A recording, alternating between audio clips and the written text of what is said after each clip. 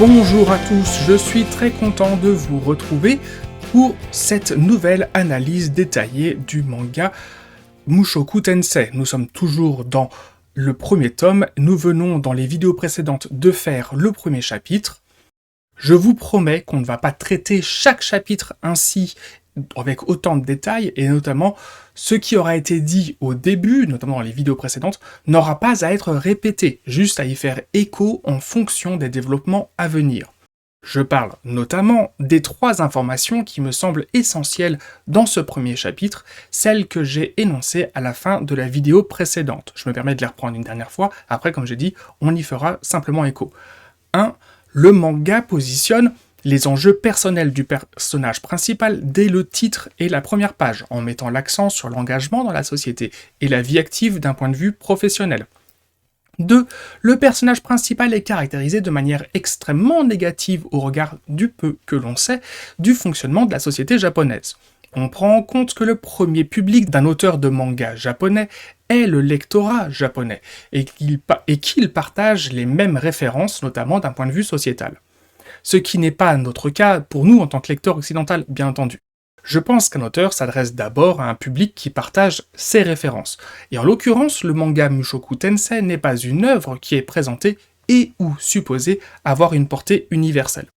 3. Le personnage principal est conscient de certains de ses défauts et est déjà en train d'agir pour adopter une attitude et une routine de vie différentes de celles de sa vie précédente. Maintenant, reprenons notre analyse. Comme annoncé en fin de vidéo précédente, arrive maintenant le personnage de Roxy. C'est le personnage auquel est consacré le manga spin-off de Mushoku Tensei, Les Aventures de Roxy. Là, je tapote les livres qui sont ici. On aura l'occasion, comme je vous ai dit par avance, on aura l'occasion donc d'en parler dans maintenant un certain nombre de vidéos, mais pas tout de suite, dans plusieurs mois. Et c'est avec donc l'arrivée de ce personnage, Roxy, au physique très spécifique, qu'on va réellement commencer à avoir des problèmes avec la manière de penser de Rudy et de l'adulte pervers qu'il est dans sa tête. Pour l'instant, on s'amuse encore à avoir ce petit discours schizophrénique où on dissocie plus ou moins l'otaku qu'il était dans sa vie passée et le jeune garçon qu'il est aujourd'hui, même si j'y fais attention dans ma manière d'analyser, vous inquiétez pas, je ne dissocie pas fondamentalement les deux individus. On sait bien que c'est une seule et même personne. Alors voilà, page 37, arrivée du personnage de Roxy. Et la première pensée de Rudy est clairement une correspondance au gros cliché des gros otaku lourdeaux et sexistes par égocentrisme, donc sa première pensée étant « cette fille a un physique de Lolita ». À ce niveau-là de l'histoire, on supposait que l'otaku s'était déjà masturbé sur des magazines, des images mettant en scène des adolescentes. Ici, pour lui, le fait que Roxy ait un physique de jeune fille, à peine pubère, est quelque chose donc de positif. Est-ce que Rudy a un loli complexe? C'est fort probable, oui. Page 40, superposition des deux visages de l'otaku et de Rudy. La symbolique confirme qu'il s'agit d'un adulte dans le corps d'un enfant de 3 ans. À cet instant, on pourrait croire que la psyché de Rudy est bloquée à celle de ses 34 ans d'origine, comme je vous l'ai dit dans les vidéos précédentes, et comme on aura l'occasion d'en reparler plus tard. Effectivement, il y a sans doute un blocage au niveau de la psyché de l'otaku dans ce corps de jeune garçon, puisqu'il est effectivement figé sur cet état physique dans lequel on l'a rencontré au début de notre histoire. C'est-à-dire que dans la suite des événements, quand nous aurons l'occasion en fait d'être mis face à face avec l'image mentale que se fait Rudy de lui-même, elle est figée sur cette personne de 34 ans, et il lui-même, comme on aura l'occasion de le voir beaucoup plus tard, il est perplexe sur le fait qu'il n'arrive toujours pas en fait à remplacer cette image par celle de sa personne actuelle. Chapitre 2, page 41. Le résumé est très clair sur la personnalité d'adulte de Rudy. Les pages 43, 44, je vous les affiche, on enchaîne, parce qu'on en a déjà parlé précédemment. Les pages 43, 44 et 45 nous informent que Rudy est traumatisé par les conditions de sa mort, c'est-à-dire plus précisément sur le fait qu'il a passé des années à vivre reclus dans sa chambre et que le jour où il a été jeté à la rue, il est mort dans les minutes qui ont suivi. Et de fait, depuis qu'il s'est réincarné en 3 ans, Rudy n'a jamais quitté l'enceinte de la maison et du petit jardin. L'idée même de franchir le petit portillon en bois et d'aller sur le chemin au-delà du jardin le terrifie au point de le tétaniser sur place. Attention, je ne dis pas qu'il faut prendre le personnage en pitié, on prend les informations au fur et à mesure pour comprendre la psychologie du personnage et sa progression. Page 60. Avec son corps de 3 ans et son esprit de 37 ans, il croit qu'il va conclure avec une jeune fille qui a le physique à peine pubère d'une adolescente. Loli complexe confirmé. À cet instant, Rudy ne sait pas que Roxy n'est pas une humaine, et donc qu'elle n'est pas une jeune adolescente, mais bien une femme adulte. Et on note le décalage psychologique de l'otaku, qui ne semble pas freiné par le fait qu'avec son corps d'enfant de 3 ans, il est juste physiquement incapable d'avoir un rapport sexuel. Petit aparté sur l'image qu'a l'otaku des elfes, qui est clairement issue d'un fantasme illustré, sans doute depuis un doujin, au cas où on aurait oublié que dans la tête de Rudy, une bonne partie de ses souvenirs sont référencés à quelque chose de pervers. À ce niveau-là, on a 2 informations sur la psychologie de l'otaku via Rudy. C'est que ses souvenirs sont soit liés au regret et au drame, soit liés à son attrait pour le sexe. Page 64. Roxy répond à un enfant de 3 ans de revenir la draguer dans 10 ans. On sait qu'elle est une démone à ce moment-là, mais on ne connaît pas son âge, et de fait on ne connaît pas le rapport d'équilibre de moralité et de maturité entre les différentes espèces intelligentes et ou civilisées de ce monde. On ne connaît même pas l'âge de la majorité ou de la reconnaissance morale de la maturité sexuelle dans la société humaine de ce monde. Tant que nous n'avons pas ces informations, par principe, le lecteur peut considérer qu'elles correspondent à celles de l'auteur et de son pays d'origine. Pour pas se prendre la tête, dans le doute, dites-vous que si le personnage a 30 ans ou plus, il peut avoir un rapport sexuel consenti avec toute personne ayant 30 ans ou plus. Et si c'est des elfes de 100, 150, 200, 1000 ans, on s'en bat les reins, c'est pareil. On considère que c'est des adultes matures. Prenez en compte aussi que la majorité sexuelle est considérée entre 15 et 18 ans, éventuellement 20 ans, dépendamment de la maturité du personnage. Et que entre 15 et 29 ans, un décalage de 5 ans maximum entre les partenaires est en général la marge acceptée sans avoir à soupçonner ou à s'inquiéter d'un trop grand décalage de maturité et d'une éventuelle prise de pouvoir et d'influence mentale ou de manipulation de la personne plus mature sur la plus jeune. Donc, page 64, nous avons un premier indice qui est soit que du point de vue de Roxy, la démone, la majorité émotionnelle et ou sexuelle est considérée à partir de 13-14 ans, ou bien c'est une convention sociale qui concerne tous les peuples de ce monde. Et pour l'instant, c'est une question qui reste en suspens. On n'a pas la réponse, on ne fait que... Là, pour l'instant, on a des indices, on se pose des questions. Est-ce que c'est du point de vue de Roxy que ça fonctionne comme ça, ou est-ce qu'en fait, effectivement, pour tous les habitants de ce monde, la majorité sexuelle est considérée de 13 à 14 ans? On aura l'occasion d'en reparler, on est d'accord que si, imaginons, c'est la majorité sexuelle qui est de 13 à 14 ans pour toutes les personnes de ce monde, là, on pourra s'inquiéter ou s'interroger, on questionnera le discours de l'auteur. Pour l'instant, on n'en sait pas plus. Ensuite, il y a 2 petites phrases très intéressantes que nous, en tant que lecteurs, on lit rapidement en se disant que Rudy correspond vraiment au cliché du geek immature.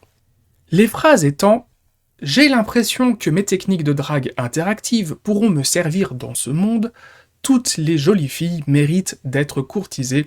Héhéhéhé. » Mais il y a en fait 3 informations à retenir, et si je m'y attarde, c'est parce que ces petites phrases anodines sont un des exemples qui nous permet de comprendre le travail aigu de définition psychologique des personnages qu'a fait l'auteur Rifujin Namagonote, et donc notamment sur Rudy. Ainsi, je ne pense pas qu'il ait rédigé ces phrases en calculant qu'il fallait donner au lecteur, à cet instant précis, les indices sur la psychologie de Rudy que je vais vous présenter juste après. Non, il s'est tout simplement dit « Je connais parfaitement la personnalité de Rudy, et pour moi, il est évident qu'à cet instant, Rudy se fasse cette réflexion. » Pendant qu'il a pour la première fois, en l'occurrence, un échange avec une personne étrangère à son cercle familial. Donc, quelles sont les 3 informations que je relève ? 1. Rudy réalise ou valide le fait qu'il peut utiliser ses connaissances issues des jeux vidéo de drague pour communiquer avec les autres et notamment avec les filles. C'est-à-dire que dans sa manière d'interagir avec les autres, il va être dans un rapport de séduction, qui est un rapport de comédie, de jeu de rôle.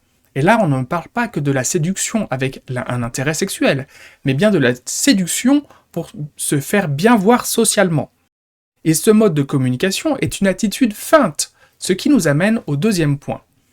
Deuxième point, donc si vous avez déjà pu jouer ou observer le fonctionnement de ces jeux de drague, vous savez que le personnage principal, afin de valider les différentes étapes de la progression du jeu, pour se faire de plus en plus apprécié par les différents protagonistes de l'histoire, va, en fait, ne faire que les duper et les manipuler. Parce que pour vous, en tant que joueur, ce qui compte, c'est de sélectionner les bonnes phrases au bon moment, de faire dire à votre personnage ce que son interlocuteur veut entendre afin de valider l'embranchement du scénario que vous voulez obtenir. Si vous avez joué au jeu Baldur's Gate 3 durant les 12 derniers mois, vous voyez exactement ce que je veux dire. Donc, notre deuxième information ici, c'est que si Rudy pense qu'il peut réellement appliquer ce mode de communication avec ses interlocuteurs, il a ou va avoir un gros problème de sincérité avec lui-même et avec les gens qui le côtoient, puisqu'il ne va jamais exprimer ce que lui pense réellement, mais il va dire ce qu'il croit que les autres veulent entendre afin qu'il puisse se faire bien voir. Qu'est-ce qui va se passer si ce mode de communication est celui qu'il utilise continuellement au quotidien ? Et j'en reviens au premier point, en ajoutant que oui, Rudy est du coup, en fait, un geek immature, car il pense qu'il peut effectivement s'appuyer sur des jeux vidéo de drague comme étant une expérience de communication valide pour pouvoir communiquer avec des individus réels. Alors que ces jeux sont conçus pour réaliser des fantasmes de rencontres improbables et valider le joueur dans son gameplay et dans ses fantasmes. Troisième point, toutes les filles méritent d'être courtisées. Cette phrase est aujourd'hui considérée comme étant celle d'un prédateur sexuel. La phrase de quelqu'un qui se donne une excuse morale pour draguer toutes les filles en toutes circonstances, c'est-à-dire faire du harcèlement sexuel. Mais il s'agit là d'un point de vue occidental, et qu'il est lui-même, ce point de vue, encore en train de faire son chemin dans la société japonaise aujourd'hui, dans les années 2020 et 2020, on est en 2024, mais vous voyez ce que je veux dire.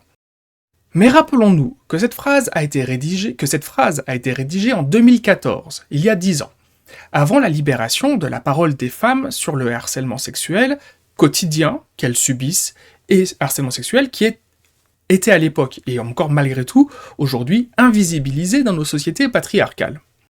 Et je pense que cette phrase fait en fait davantage écho aux multiples personnages de beaux hommes séducteurs qui ont été mis en scène dans les livres, les films et les séries, et cela même si on était déjà conscient depuis 20, 30 ans du décalage qu'il y avait entre l'image de l'homme séducteur et de la femme séductrice dans les récits de fiction, mais aussi dans l'image renvoyée dans nos rapports sociaux du quotidien, puisque ce décalage, malheureusement, existe encore aujourd'hui. Donc toutes les jolies filles méritent d'être courtisées. La manière dont je vois les choses, cela veut dire que Rudy va se permettre d'avoir une attitude de séducteur avec toutes les filles qu'il va rencontrer. Mais ça on s'en doutait, puisqu'on a déjà défini qu'il était un pervers égocentrique. Et aussi qu'il ne va pas se rendre compte que cette attitude est en fait du harcèlement sexuel. Parce qu'il n'a pas conscience qu'il ne s'agit pas là d'une attitude de gentleman qui mettrait en valeur la gente féminine, mais bien une attitude qui objectifie l'individu féminin et son corps dans un mode de communication de séduction et notamment sexualisé. Tout ceci étant dit, notons, page 69, qu'au-delà des pensées perverses de Rudy, dans sa tête, il positionne maintenant Roxy sur un piédestal, et cela pas pour son physique de Lolita, mais bien pour ses compétences de sorcière. Donc ça c'est un petit truc à mettre à son crédit après tout ce que je viens de bâcher sur sa gueule. Page 70. Rudy veut mater ses parents pendant leur rapport sexuel. Sauf que Roxy, qui vient de sortir de sa chambre, est déjà en train de jouer les voyeuses, et le dessin est assez explicite sur l'excitation qu'elle ressent. Ainsi, si Rudy est un pervers, l'auteur a aussi fait de Roxy une perverse. Page 73. Rudy a 5 ans, cela fait donc 2 ans que Roxy vit chez eux. Alors, sachez que c'est quelque chose qui reviendra de temps en temps dans chacun des arcs du manga. À partir du moment où une situation a bien été mise en place, que les rapports et les modes d'interaction entre les différents protagonistes ont bien été définis, le récit fera un saut dans le temps de 1 ou 2 ans, pour atteindre en fait la prochaine péripétie intéressante, et notamment dépendante du fait que Rudy ait grandi. On notera que l'auteur, Magonote, et la dessinatrice, Shirotaka, ont accordé une belle double page pour l'anniversaire de Rudy, et que les 3 à 4 pages suivantes sont consacrées à cette fameuse ambiance familiale que Rudy a cherché à préserver. Souvenez-vous, je fais écho aux vidéos précédentes où je vous avais dit que oui, on sait, on verra, et on aura l'occasion de se rendre compte que Rudy est un manipulateur dans sa façon de communiquer avec ses parents notamment, mais j'ai aussi sous-entendu que c'était un souci de sa part de maintenir la cohésion familiale. Mais nous constatons aussi dans ces pages la perplexité que cet événement crée émotionnellement chez lui. De prime abord, on pourrait croire que ces pages ne racontent pas grand-chose, mais je vous promets qu'elles ne sont pas si anodines que ça dans la construction psychologique de Rudy. Nous en reparlerons dans une dizaine de vidéos. Et du coup, en fait, finalement aussi une dizaine de tomes. L'information qui est la plus importante à cet instant, en cette fin de chapitre 2, c'est la déception non feinte de Rudy sur le fait que Roxy va partir. Puis enchaîner avec le début du chapitre 3. À 5 ans, Rudy est toujours traumatisé par sa condition passée et les années qu'il a vécues reclus dans sa chambre. Et en 5 années, il n'est jamais sorti de la quelques dizaines de mètres carrés de la maison et du jardin. Pages 86, 87, 89, 99, 104, 105 et 106, ce sont pour moi les pages qui nous importent. Je ne vous spoile pas les événements. Les pages, je vous les affiche, c'est celles qui m'intéressent. Celles que je ne vous montre pas, je vous cache pas des informations pour aller dans mon sens d'analyse, vous inquiétez pas. Ou en tout cas, j'ai pas l'impression. Rudy, donc, est conscient qu'il arrive à dépasser ce traumatisme, donc le traumatisme de rester enfermé chez lui, grâce à Roxy. Peut-être que pour un lecteur pour qui la maladie de la dépression et ou de la peur des interactions sociales, donc pour un lecteur pour qui tout cela est étranger. Peut-être que pour ce genre de lecteur, il est difficile d'imaginer ou concevoir ce que le personnage de l'otaku, et donc de Rudy, est en train de réaliser et de ressentir dans ces pages. J'ai l'habitude de dire que la maladie de la dépression ne peut pas être comparée à une piscine, mais à un marais. Je veux dire par là que dans certaines épreuves de notre vie, il est coutumier de dire que l'on peut descendre profondément dans notre tristesse, dans notre chagrin d'amour par exemple, jusqu'à ce que notre état nous insupporte et que notre inconscient déclenche un réflexe de survie et d'adrénaline qui va nous faire reprendre notre vie en main. C'est ce fameux « il a fallu que je me laisse couler jusqu'au fond de la piscine pour pouvoir taper fort du pied et remonter à la surface ». Sauf que, pour en avoir fait l'expérience, selon moi, la dépression ne s'accorde pas à cette comparaison. Quand on s'enfonce dans la dépression et qu'on arrive à cet instant où on a ce sursaut d'énergie pour essayer de changer notre état d'esprit et reprendre notre vie en main, en fait, le fond sur lequel on va taper, c'est pas un carrelage sur lequel on peut s'appuyer. C'est de la vase, qui va avoir un effet de succion, pour nous retenir. Et sous cette vase, on va se rendre compte, à notre grand désarroi et détresse, qu'il y a encore plus de profondeur dans lequel on peut s'enfoncer. C'est pourquoi il est reconnu qu'il est pratiquement impossible, ou qu'il est au moins très difficile, de se soigner seul de la dépression. Parce que toute notre énergie du quotidien est absorbée en permanence par notre état mental, où le simple fait d'être en vie jour après jour est déjà en soi un exploit. On a besoin de l'énergie complémentaire de nos proches, de nos amis, d'un professionnel de la santé mentale, pour pouvoir sortir la tête de l'eau. On a besoin qu'un être vivant tende la main ou la patte dans notre environnement, plonge dans notre environnement, pour nous saisir et nous aider à en ressortir. Donc en vérité, la gratitude qu'éprouve Rudy pour Roxy est extrêmement importante. Il pourrait tout à fait penser et dire qu'elle lui a sauvé la vie. Le fait qu'il ressente les choses ainsi serait tout à fait crédible. En cette fin de chapitre 3, Rudy vient de faire le premier pas pour sortir de la dépression qu'il avait entretenue dans sa vie précédente et qui le traumatise encore dans sa vie actuelle. À nouveau, je vous rappelle que mon discours n'est pas orienté pour que vous preniez ce personnage en pitié. J'essaye de vous présenter les choses le plus factuellement possible et de les remettre dans leur contexte. Je ne vous dis pas « regardez ce pauvre Rudy comme il est à plaindre ». Et d'ailleurs, le récit non plus, puisque la dernière information du chapitre 3 est que Rudy a gardé une culotte qu'il a volée à Roxy. Une culotte blanche en coton, c'est un symbole des parties intimes de l'enfant. Un adulte de 34 ans, mais en fait 39 ans, a volé la culotte d'une personne qu'il sait pubère, mais qui a le physique d'une fille d'à peine pubère, d'une jeune adolescente. Il s'agit là d'une frontière qui peut tout à fait être infranchissable pour le lecteur. Le vol de sous-vêtements n'est pas quelque chose dont on entend parler en France ou que dans des cas exceptionnels. C'est par contre effectivement une situation liée au harcèlement sexuel suffisamment fréquente au Japon pour que cela revienne régulièrement dans les différentes œuvres et formats de fiction. C'est un comportement qui a été associé à tort ou à raison, je n'en sais rien, au cliché de l'otaku. Si aujourd'hui une certaine quantité de personnes mettent en scène leur corps sur internet et gagnent de l'argent en vendant l'eau de leur bain et ou leurs sous-vêtements usagés, on sait que c'est une pratique qui existe depuis largement une quinzaine d'années au Japon.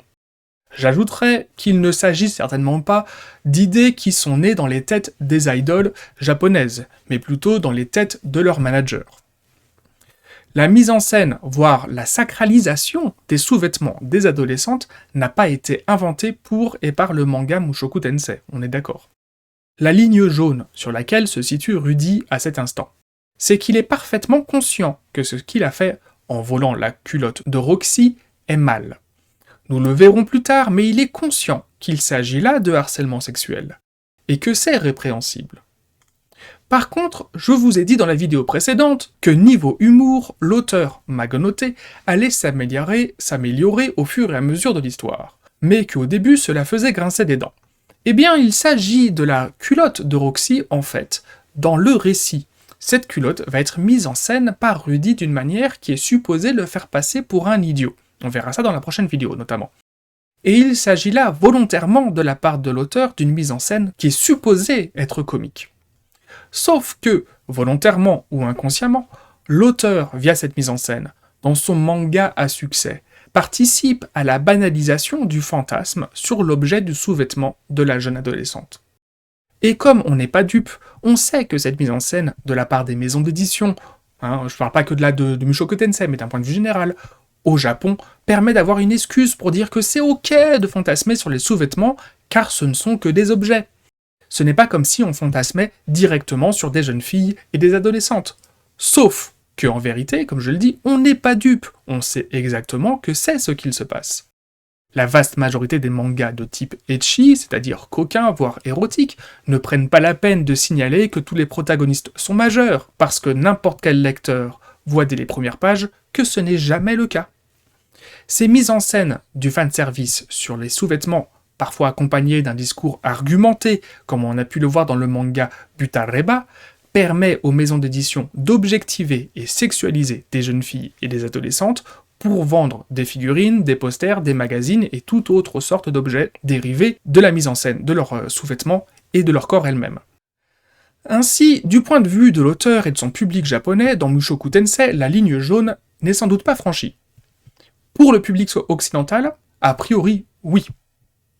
La question c'est, est-ce que malgré tout, je souhaite continuer à lire cette histoire et ce récit qui annonce la rédemption morale et sociétale du personnage de Rudy?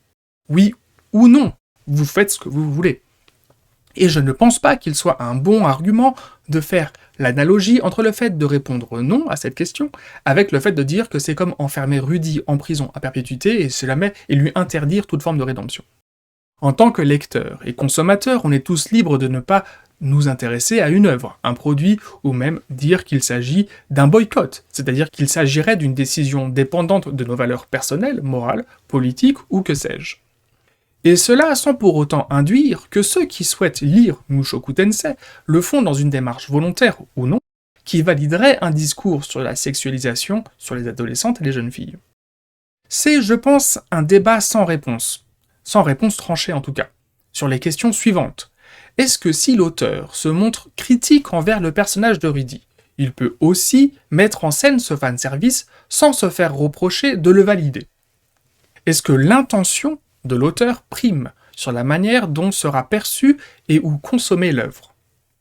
Est-ce que l'auteur a une responsabilité qui pourrait être mise en cause sur la manière dont sera perçue et ou consommée l'œuvre par les lecteurs? C'est sur ces questions auxquelles vous n'êtes certainement pas obligé d'apporter des réponses que nous nous arrêtons. Nous venons de voir durant les chapitres 2 et 3 du premier tome de Mushoku Tensei l'arrivée et l'impact de Roxy dans la vie de Rudy jusqu'à son départ. Le chapitre 4 sera donc pour la prochaine vidéo. Je vous remercie pour votre attention. Au revoir.